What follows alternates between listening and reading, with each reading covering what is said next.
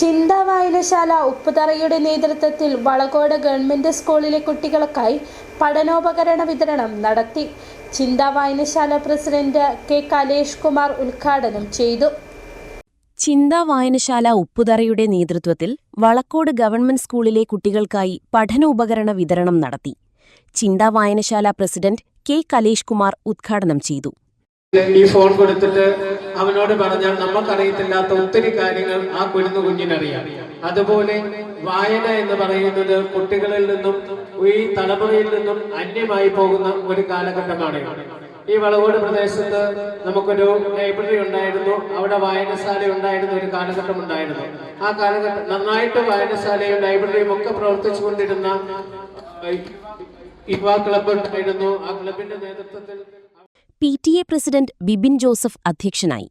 പഞ്ചായത്ത് അംഗം ജിസാമോൾ മുഖ്യപ്രഭാഷണം നടത്തി. സ്കൂൾ ഹെഡ്മിസ്ട്രസ് നിഷ സുകുമാരൻ പഠനോപകരണങ്ങൾ ഏറ്റുവാങ്ങി. ഷിജോ ഫിലിപ്പ്, KR രാജീവ് ലാൽ, RR ശരണ്യ എന്നിവർ പ്രസംഗിച്ചു.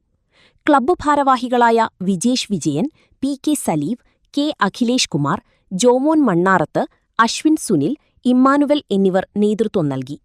പ്രവേശനോത്സവത്തോടനുബന്ധിച്ച് വിവിധ അംഗൻവാടികളിലും ചിന്താ വായനശാലയുടെ നേതൃത്വത്തിൽ പഠനോപകരണങ്ങൾ വിതരണം ചെയ്തിരുന്നു. City vision, Upputhara.